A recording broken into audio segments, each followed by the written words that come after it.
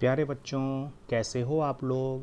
तो बच्चों, आज हम लोग क्लास 8th की साइंस का चैप्टर नंबर 2 स्टार्ट करेंगे, जिसका नेम है माइक्रो ऑर्गेनिजम्स फ्रेंड एंड फोए। ठीक है।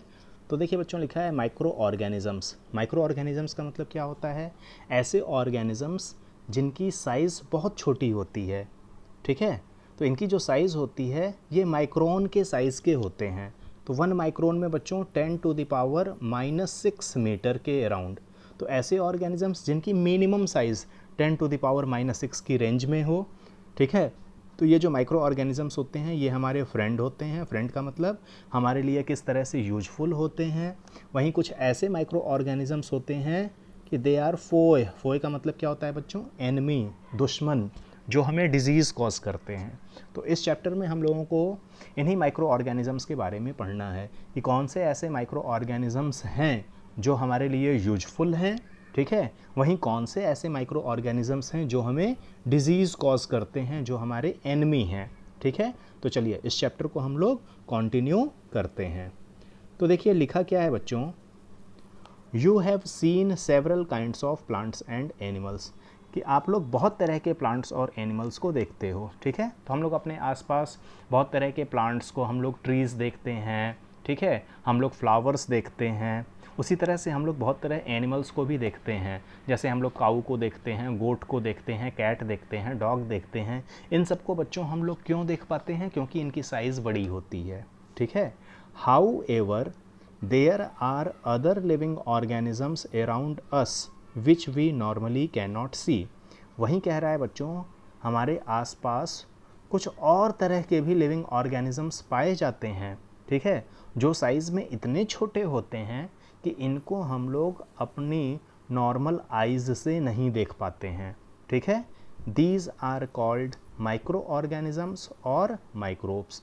तो इस तरह के लिविंग ऑर्गेनिजम्स जिनकी साइज़ बहुत छोटी होती है, जिनको हम लोग अपनी नॉर्मल आइज़ से नहीं देख पाते हैं, इनको हम लोग माइक्रो ऑर्गेनिजम्स या माइक्रोब्स कहते हैं। तो इसकी डिफिनीशंस आप लोग बच्चों नोट कर लेंगे माइक्रो ऑर्गेनिजम्स की यहाँ से। There are other living organisms around us which we normally can not see. These are called micro organisms और माइक्रोब्स। तो यहाँ तक क्लियर है बच्चों। चलिए आगे देखते हैं। For example, you might have observe that during the rainy season moist bread gets spoiled and its surface gets covered with greyish white patches. तो कह रहा है कि बच्चों की जैसा कि आप लोग देखते हो कि जब आपका रेनी सीज़न होता है, ठीक है, रेनी सीज़न में आप सब लोगों को पता है बच्चों, जो मौसम होता है वो मॉइस्ट मौसम होता है, मॉइस्ट कंडीशन होती है। तो कह रहा है कि ऐसे कंडीशन में जब आप ब्रेड लेकर के आते हो, ठीक है, और ब्रेड को आप गिवन टाइम में कंज्यूम नहीं कर पाते हो, और जब ब्रेड आपके एक्सपायरी डेट को क्रॉस कर जाता है तो आप लोग देखते हो ब्रेड पे आपको ग्रेइश ग्रीनिश तरह का स्ट्रक्चर दिखाई देता है, पैचेस दिखाई देता है, फंगस जिसको आप लोग बोलते हो। ठीक है, वो आपको दिखाई देता है। तो क्या होता है, आपसे बोल क्या रहा है, observe these patches through a magnifying glass. तो ये जो आपको ब्रेड पे जो आपको ग्रीनिश ग्रेइश पैचेस दिख रहा है, इस पैचेस को आप मैग्नीफाइंग ग्लास में देखो। ठीक है। You will see tiny black rounded structures. तो कह रहा है कि जब आप इसको मैग्नीफाइंग ग्लास में देखोगे तो आपको छोटे छोटे छोटे छोटे राउंड स्ट्रक्चर्स दिखाई देंगे। ठीक है। Do you know what these structures are. क्या आप जानते हो ये जो स्ट्रक्चर्स आपको मैग्नीफाइंग ग्लास में दिख रहे हैं ये किस तरह के स्ट्रक्चर्स हैं, इनको बोला क्या जाता है? तो बच्चों, मैग्नीफाइंग ग्लास में जब आप ब्रेड पे लगे हुए जो ये आपके फंगस है, इनको जब आप देखोगे तो इनको बोलते हैं ब्रेड मोल्ड। ठीक है। तो ये एक तरह का फंगस होता है जो ब्रेड पे ग्रो करता है। And where do these come from. तो ये जो आपका ब्रेड मोल्ड है, जो ये फंगस है, ये आता कहाँ से है? तो बोल क्या रहा है बच्चों, ये जो फंगस होते हैं ना, ये हर जगह अवेलेबल होते हैं। ठीक है। इनको ग्रो करने के लिए सूटेबल कंडीशन चाहिए होता है। जब इनको वो सूटेबल कंडीशन मिल जाती है तो इनका ग्रोथ खुद पे खुद हो जाता है। ठीक है। तो यहाँ तक क्लियर है बच्चों। चलिए आगे हम लोग माइक्रो ऑर्गेनिजम्स के बारे में और स्टडी करते हैं बाय डूइंग सम एक्टिविटीज़। ठीक है। तो चलिए सबसे पहला एक्टिविटी देखते हैं 2.1 में क्या करना है। Collect some moist soil from the field in a beaker. आपको क्या करना है बच्चों, कोई गीली मिट्टी आपको कलेक्ट करनी है किसी फील्ड से और उसको आपको बीकर में रखना है and add water to it, और उस बीकर में आपको पानी डालना है, ठीक है। After the soil particles have settled down, जब आपके सॉइल पार्टिकल्स अच्छी तरीके से क्या करें, बीकर में बैठ जाएं, observe a drop of water from the beaker, तो फिर आपको क्या करना है, बीकर से एक ड्रॉप पानी लेना है, उस पानी को आपको माइक्रोस्कोप के अंदर देखना है। व्हाट डू यू सी, आप क्या देखोगे। तो बच्चों होगा क्या कि जब आप इस पानी के एक ड्रॉप को माइक्रोस्कोप में देखोगे तो आपको दिखेगा इस पानी के अंदर बहुत सारे छोटे छोटे बैक्टीरिया हैं, ठीक है। ये जो बैक्टीरिया हैं बच्चों, इसमें आपको दिखेंगे कि कुछ बैक्टीरिया मोटाइल होंगे, मोटाइल का मतलब कि बैक्टीरिया मूव कर रहे होंगे, वहीं कुछ बैक्टीरिया होंगे उनका मूवमेंट नहीं हो रहा होगा, ठीक है।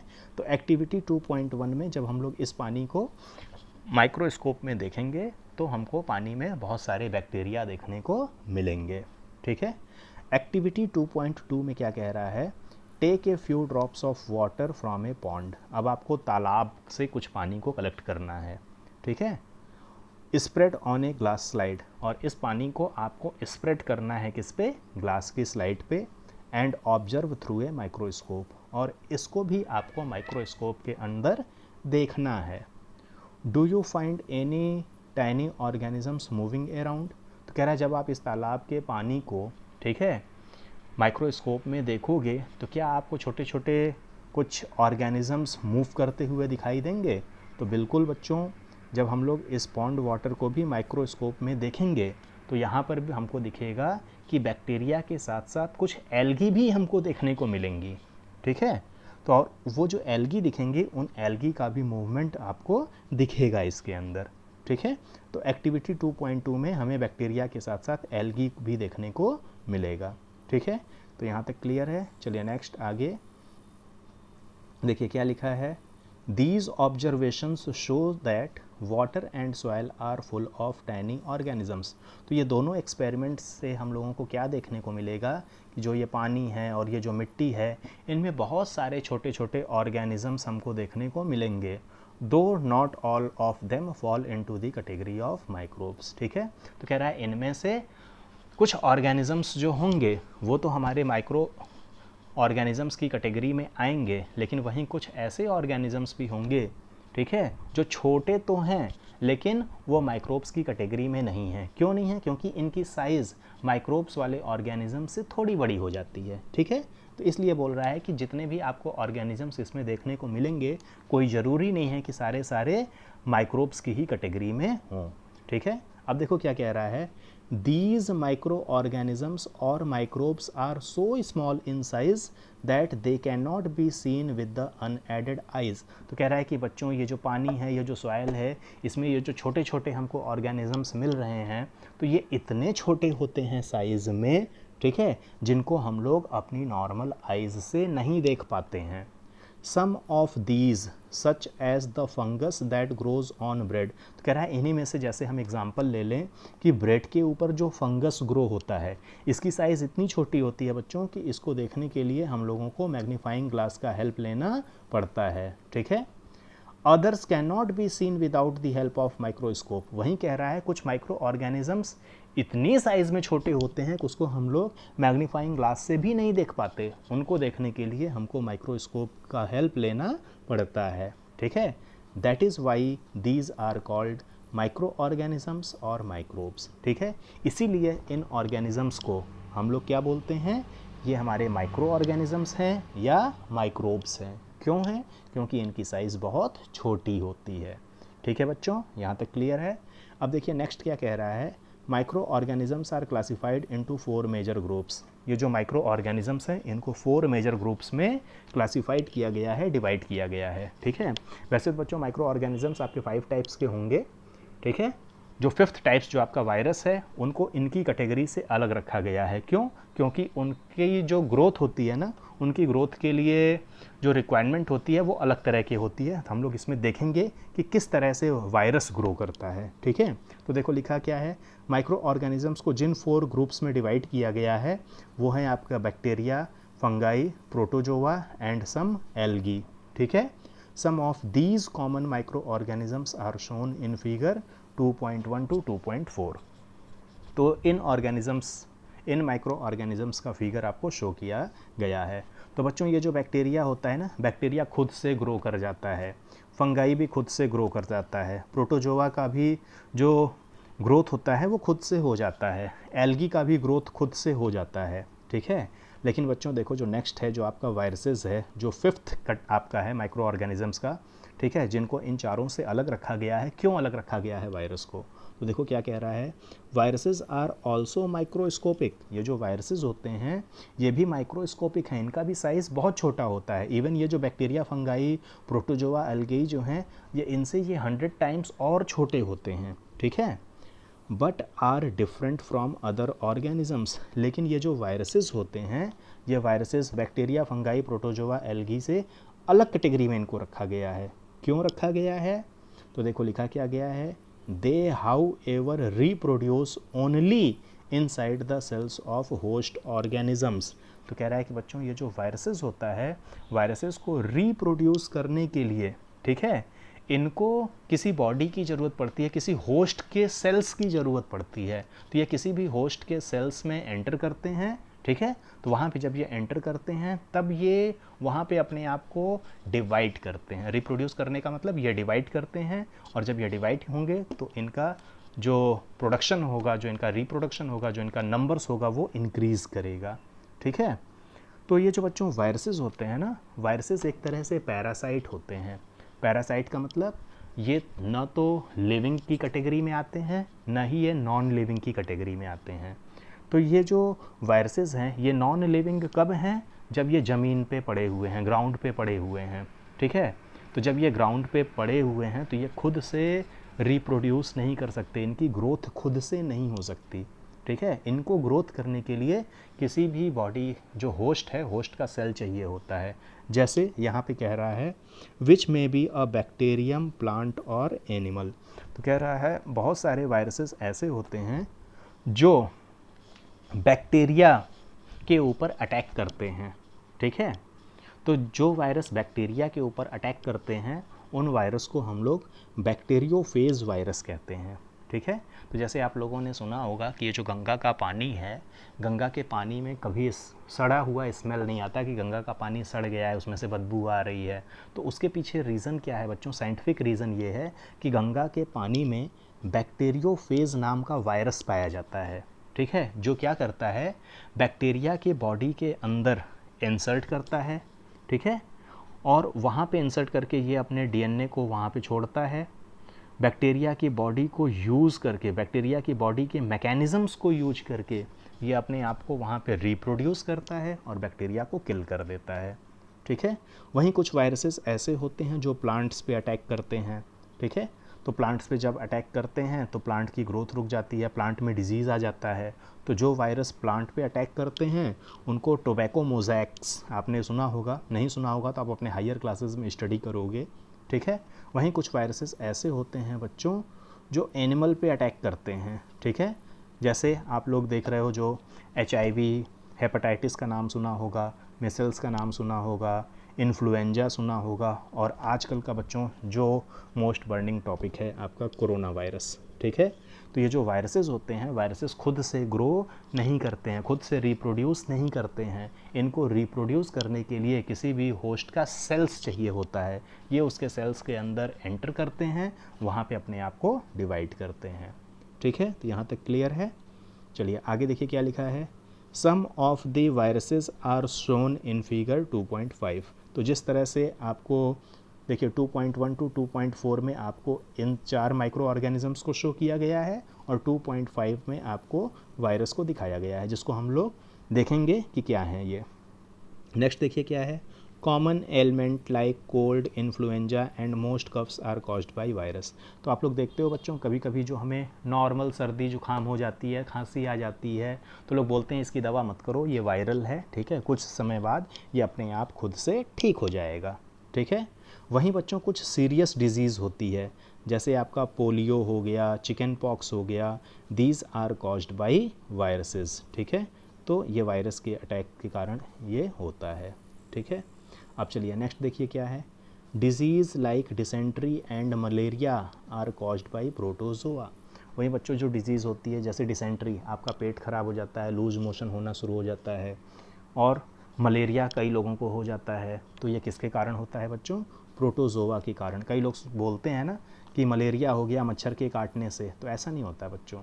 मलेरिया होने का जो मेन रीज़न है वो किसके कारण होता है बच्चों? प्रोटोजोआ के कारण होता है। जो आपके मॉस्किटोज़ होते हैं ना, वो तो एक कैरियर होते हैं, ठीक है, जो प्रोटोजोआ को एक जगह से दूसरी जगह क्या करते हैं? कैरी करते हैं, स्प्रेड करते हैं। तो मच्छर के अंदर ये प्रोटोजोआ पाया जाता है, ठीक है, इस वजह से मलेरिया होता है। Whereas typhoid and tuberculosis are bacterial disease. वहीं पे बच्चों ये जो टाइफाइड होता है, ट्यूबरकुलोसिस होता है, ये बैक्टीरियल डिजीज़ होते हैं, बैक्टीरिया के कारण होता है, ठीक है। You have learned about some of these microorganisms in class 6 and class 7। तो आप लोगों ने इस तरह से बहुत सारे माइक्रो ऑर्गेनिजम्स के बारे में स्टडी किया हुआ होगा क्लास 6 और क्लास 7 में, ठीक है बच्चों। तो चलिए हम लोग माइक्रो ऑर्गेनिजम्स के जो बेसिक ग्रुप्स में इसको जो कैटेगराइज किया गया है उनके फिगर्स को अब देखते हैं। तो माइक्रो ऑर्गेनिजम्स के बच्चों जो है ना, बेसिकली ये 5 टाइप्स के हैं, ठीक है। इन 4 को तो एक ग्रुप में रखा गया है, और 5वां जो वायरस है इसको अलग रखा गया है, ठीक है। वायरस को अलग क्यों रखा गया है? क्योंकि वायरसेस हमारे क्या होते हैं? ये पैरासाइट्स होते हैं, ठीक है। इनको ग्रो करने के लिए किसी भी होस्ट के सेल की रिक्वायरमेंट होती है, ये खुद से ग्रोथ नहीं कर पाते हैं। वहीं जो बैक्टीरिया, फंगाई, प्रोटोजोआ, एल्गी हैं, ये खुद से ग्रो कर जाते हैं, ठीक है। तो चलिए अब इनके फिगर्स को हम लोग देखते हैं जो दिखाया गया है। तो ये देखिए बच्चों, फर्स्ट है आपका बैक्टीरिया, ठीक है। तो ये बैक्टीरिया आपका क्या है बच्चों? तो ये माइक्रो ऑर्गेनिजम्स की कैटेगरी में आता है बैक्टीरिया। तो यहाँ पे देखिए बैक्टीरिया के 2 आपको फिगर्स दिखाए गए हैं। एक में आप लोग देख रहे हो बच्चों, ये जो बैक्टीरिया है, ये बैक्टीरिया राउंड शेप्ड का बैक्टीरिया है। तो जो ये राउंड शेप्ड का बैक्टीरिया है ना बच्चों, इसको हम लोग कोकस बोलते हैं, ठीक है। और ये बच्चों आपका रॉड शेप्ड बैक्टीरिया है। तो जो आपका रॉड शेप्ड बैक्टीरिया होता है इसको बैसिलाई बोलते हैं, ठीक है। इसके बारे में आप लोग अपने हायर क्लासेस में स्टडी करोगे। तो राउंड शेप्ड को कोकस और जो रॉड शेप्ड है इसको बैसिलाई बोलते हैं। चलिए नेक्स्ट देखते हैं बच्चों एल्गी के बारे में। तो एल्गी बच्चों ये भी हम लोग का माइक्रो ऑर्गेनिजम्स की कैटेगरी में आता है।